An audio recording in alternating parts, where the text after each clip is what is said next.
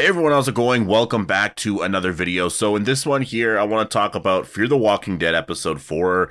I apologize that I've been really late with this review. I should have honestly posted this review like last Thursday, but yeah, I just had some stuff going on, and then obviously my birthday was yesterday, and Saturday night we went out and I had fun, and yesterday I was kind of recovering, and I'm still kind of recovering from it. Yeah, I don't know. I'm not 20 anymore. I can't go out and party all night anymore. I just can't. I'm 30 now. I just turned 30, so I'm feeling it still. I still just want to go to sleep, but it is what it is. But I'm back here with my review for Fear the Walking Dead, and this episode was honestly one of my favorite episodes I've watched of any kind of Walking Dead universe content in a really long time. I'm not saying it's my favorite, like the favorite episode I've watched. It's one of my favorites. I could probably say for sure, based off of the last couple of episodes or last couple of seasons of The Walking Dead, and all the other shows and stuff, this has to be for sure in my top 5 or for sure top 10. This was a really great episode. So obviously, if you're new to the channel, make sure to be a subscriber if you do want to get all my Walking Dead content like this. And if you haven't followed me on Twitch yet, definitely go do so. I'll likely be live there later on today playing something. I'm not entirely sure what yet, but I'll be live there playing something. And yeah, I hope to see you guys there. So this episode, obviously, I was very interested in for a number of reasons. I was wondering, like, could they confirm Dwayne was alive? Were they going to do something like that? Because there was something off with the whole situation, right? Like, there was something off when it came to Dwayne, and just the explanation there for it. And now, while I do like that we finally got to see a lot of what happened here with Morgan, I will say I definitely am a little heartbroken that this happened on Fear the Walking Dead, and that this wasn't really a Walking Dead type thing, just because I feel like certain story elements that happened here, it didn't really fit too well with the overall story. I mean, I guess it worked, it was fine, but they're Fear the Walking Dead storylines, right? So you have that just interwoven into, this huge Walking Dead plot that's sort of been kind of a mystery for many years now. We do see Morgan in the beginning of the episode actually show up to his old house, and he says that, sorry it took me so long. He hears his son's voice. He starts to panic a little bit. He can't go into the house. We did actually see Jenny in the opening credits, which I thought was kind of cool. Grace shows up right away, pretty much in the beginning of the episode. Mo was actually hiding in Grace's truck. I've noticed that Fear the Walking Dead, and I think even The Walking Dead kind of does that a little bit too, where little things like that now, there's no explanation for them anymore. Or there's explanations. I just mean, like, we're not seeing the scenes actually happen. Like, before, we would actually see certain characters, like, say, Mo. If Mo was gonna be in this episode with Morgan, we likely would have seen her jump into that truck or hide somewhere in the back of the truck, maybe in episode 4 or episode 3, sorry. Nowadays, though, it's just sort of like, that's just the explanation. They don't really get into how these things sort of work out. Like, even on The Walking Dead, there's a lot of, like, time skipping stuff. We don't see a lot of the traveling anymore from place to place, which I have some mixed feelings on now. Going back to season 7 and 8, that was a big complaint of mine. I was like, I don't want to see this anymore. I don't want to see all the traveling from, like, oh, I'm going to go to the hilltop. So we would see like an episode or two of our characters going from Alexandria to the hilltop. And it just took so long. And once we started to not get that, and it was really fast, and we saw it in season 9, like, they changed it up pretty fast as soon as Angela Kang took over, and we would see our characters just move from place to place super fast within an episode, and eventually got to the point where they were like in the hilltop, back to Alexandria, and then maybe somewhere else within one episode, right? So I think where I'm at now, though, is like, while that is nice, I still kind of want the other part to it. I like seeing the traveling. I like seeing them, I don't want to see it all the time, for sure. It does get really boring, but sometimes I would like to see it, because it does sort of build the world up in cool ways. It sort of makes the characters a little more relatable, in my opinion. I really liked Morgan's explanation of the events of what happened after him and Rick parted ways, because it's really interesting, but for some reason, just the way I've sort of remembered it anyways, was that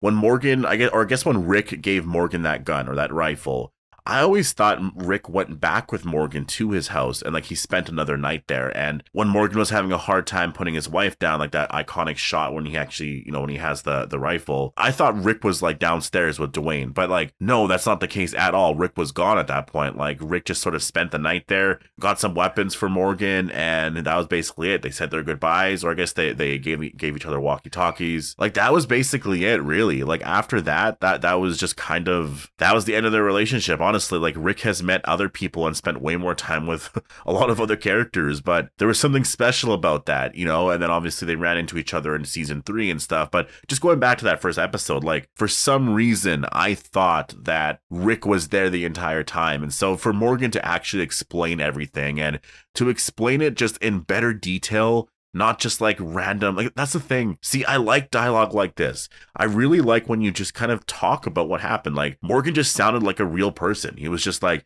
yeah, I tried to, you know, I had to go do something upstairs, or I had to go handle something, and so I went out there. I didn't want Dwayne coming with me because of this and that, and so I just sent him downstairs, or I kept him there, and I just said, stay here, I'll be right back. And then I heard something or whatever, and I came back, and then all of a sudden she was there. And that part there, I like that so much, because it just really painted the picture. I mean, obviously I did a really horrible job right there of explaining it, but like you get what I mean. What was amazing about it though was that Morgan just ran and left his son. And that part there, we never knew. It was just sort of assumed that maybe he ran away from Dwayne, but there was also no like mention, or like, I don't even know, first of all, if they were ever even planning on getting to the storyline at some point in the future. Like, that's what's so crazy about it. Like, Morgan just ran away, because I believe in the episode Clear, I don't know if it was then or if I'm even remembering this right, but I remember on the wall it said like Dwayne turned or something like that. So like if he knew of that, if he knew of certain things, like he just sort of ran away. And it's so weird to think that like this was such a big part of Morgan. Like Morgan, he literally, like his son was bit and turned and he just ran away. He couldn't put his son down. He ran away. Like that's never been brought up throughout the history of The Walking Dead, his time on that show, throughout the history of his time on Fear the Walking Dead. That was never brought up, but it was brought up in this episode here. So that confirmation is really crazy. It honestly makes everything so tragic, and it makes sense as to why Morgan needs to go here. For me, it feels a little off. Like this is something that is so big. Like if Morgan just left his son there, this should have been eating at him for years. Like this should have been bugging him for a long time now. But no, I guess it never had to be a part of the story, so they never got to it. Dwight and Sherry do show up in this episode. You know, I think out of all the characters on Fear the Walking Dead, I think it was best that they were there, because obviously they're like Walking Dead characters.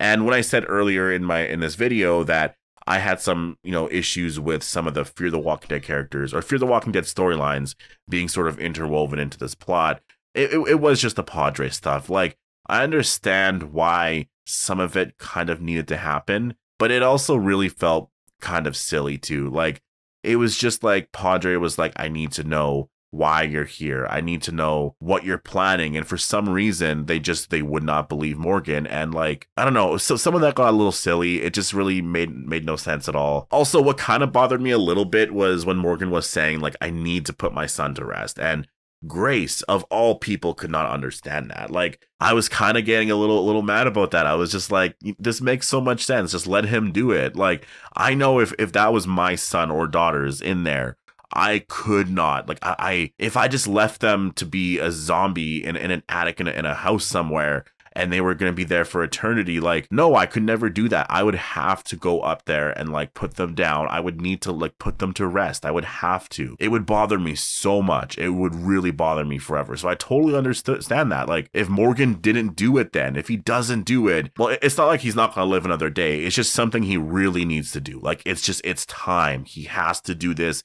His body won't physically let him go anywhere else. Like, he needs to stay here. He needs to take care of his son. Like, he needs to do this. And so for Grace to not understand that, it was just, you know, I feel like there are certain things that most people just understand. Most people just get. I think this was something that the writers were probably like, well, we need to create some type of conflict here, just for the scene, just to create something. I don't know. Like, I know that's something that, you know, writers like to do a lot, is just sort of have some issues there, really just to keep the scene interesting. And I feel like for this anyways, it was just kind of like, I don't know, like, this just makes sense. Like, this is something that I think most people would understand. Just let him go and do that. Like, Grace shouldn't be the one sort of arguing with this. We already have Dwight and Sherry and those two Padre soldiers that are arguing with Morgan to not do this, right? But even then, when Dwight and Sherry found out that's what he was trying to do, they were basically like, yeah, we'll help you with this. Like, they totally got it. I think most people do get it, and Grace was the only one that didn't. It's kind of weird. But we did get a few Rick Grimes mentions in this episode, which was really cool. I think Morgan said, a man named Rick Grimes gave me this rifle. I got goosebumps when he said that. Really, really cool. Also, we kept seeing Jenny. Now, I do believe this was CGI. I don't think she actually came back because there was a lot of the same shot as what we saw in the first episode of The Walking Dead. So I do believe that's all they did. But still, it was so cool. Like every single time he kept trying to kill a walker, he would see Jenny and he couldn't do it. Like I liked a lot of that. It was a lot of Morgan's inner demons coming out. A lot of the stuff that has just plagued him for years. You know, he finally had to deal with here. And it really felt like it was the past that he's been ignoring, you know, he finally had to confront. And it was difficult for him to do that. But you also saw, like, you know, there's this new family he has now. And so him dealing with that and just like, who do I want to become? Right. And so in this episode, I really felt like Grace, Morgan, and Mo were a family. And especially by the end, it really did feel like it. So I really did like that. Dwight and Sherry, they brought Morgan into his house, which was kind of cool. Morgan finds Jenny, and then Morgan kind of freaks out once he can't find Dwayne. I will say, like, I was kind of like a little curious if that's what they were going to be doing with the storyline, because I remember episode 5 or 6. I think it might be 6. The episode title's All I See Is Red.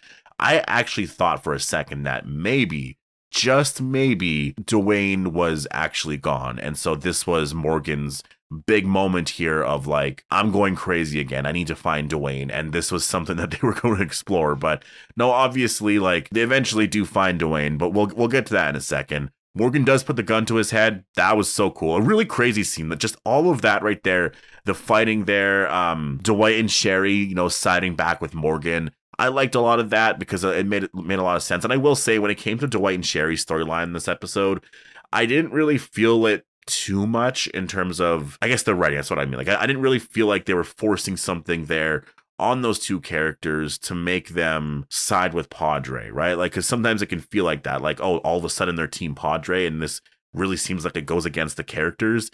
I didn't really feel like this was forced onto them. They obviously want to see their son again, Finch, right?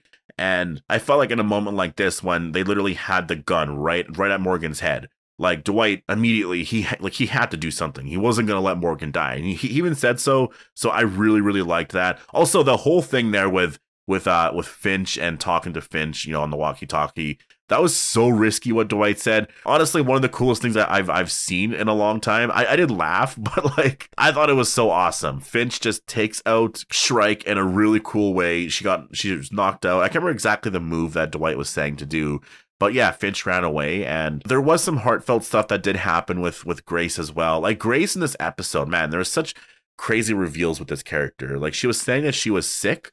So I don't know if that means she has cancer or something like that. I don't know if that's what they were implying there. It seemed like it. So that's sad. And I really hope that, well, I mean, by the end of the episode, she's dealing with something else. So at this point, it really does feel like Grace is going to die. Like, I honestly feel like that's going to be a mid-season finale thing at this point because of the episode title, All I See Is Red. Yeah, I don't know. Because first of all, it would be crazy if the cure that they have cured her entirely, because she's dealing with an illness now. And then she's also bit. And then Finch also just got bit, like Dwight and Sherry's son. And then he's apparently kind of healed. For both characters to be healed like that, I feel like it's just not going to happen. Like, I don't know. I just don't see that happening. I think Finch should be fine. And then I think for Grace, they're going to be hoping that maybe it's actually going to help and do the same thing. But I feel like it's probably not. So I'm really interested in seeing where they're going to be going here in the next couple of episodes. Now, the ending scene, which was probably one of my favorite scenes that I've seen in a very long time. Very, very tragic. Of course, out of all of the characters, it has to be Mo that finds Dwayne. Like, Morgan's daughter finds his son, and it was just tragic. It was just amazing. And you know, for Mo saying, "Dad, help me," while his son was trying to like bite her, and this is like his new family. And then it just, you know, when Morgan had to actually put his son down, and he could hear Dwayne saying "Daddy," like, that whole scene was just, it was so heartbreaking. I teared up during the scene just because obviously, like, I'm a dad and I can totally, I can't even imagine what that'd be like. It was just such a heartbreaking scene, and Morgan finally did it. He finally did something that I would say was even worse than what he had to go through with Jenny, like, all those years ago. And it was just something that I feel like you know, it really helped him a lot, and you kind of saw it at the end. But then Grace got bit, and then all of that happened. And then Morgan was way at the end there with Dwight and Sherry, and so now they're on a boat trying to get to June to be able to cure Grace in some way. And so that ending scene there, I didn't see all of that. Like, it just took a surprising turn there at the end. So yeah, you know, overall, I'm definitely a huge fan of this episode. I really liked that it did really answer a lot of questions that we had regarding Morgan's past. I do feel like Morgan is now sort of on a second phase of the character's journey. You know, this arc definitely has ended now. Like, Rick, you know, in season 8, kind of in season 9, was in a similar place to where Morgan's at right now. Like, Carl died. That was his original motivation. Like, the real reason I think that Rick really was there. I think Andrew Lincoln even said that. It was really his reasoning for keeping Rick going for so long. It was like, it's all about Carl. We need to keep Carl alive. And then I think after Carl died, you know, it became a thing that maybe he struggled a little bit with some motivation for the character. But I do think now, you know, looking back at it, I do think he struggled a little bit with finding that motivation to keep Rick Grimes around. But, you know, he's obviously found it now. And now he has Michonne, Judith, and RJ, which obviously he still has to find out about RJ, which I'm so excited for that scene. That's going to be happening in the first season, obviously. And Morgan is sort of on that same path right now. Now he has Grace. Now he has Mo. And it's just, where do we go now? You know, Lenny James has talked about this is the end for the character. We're going to have to wait and see, because a lot of people say that, and then all of a sudden they get a spin-off announced, right? Like, we've been here before. So yeah, we're going to have to wait and see what happens here. Obviously, at least from what Lenny James was saying there, it was more of, you know, he doesn't want to do another, like, basically season 9 of Fear the Walking Dead. Like, if he's going to come back, he wants to do something different with the character. He doesn't want to keep doing the same old thing over and over again. And so to me, I think what that means is that he doesn't want to come back as Morgan unless Morgan's going to be in the spinoffs, basically, you know, like interacting with Daryl or Maggie or Negan, right? I think he wants to be a part of a more exciting storyline like that, which I get. I totally get. I'd probably say the same thing as well. So anyways, I'm gonna leave it here. Definitely post your thoughts down below on the episode. Hope you guys all enjoyed the video, and I'll see you guys in the next one.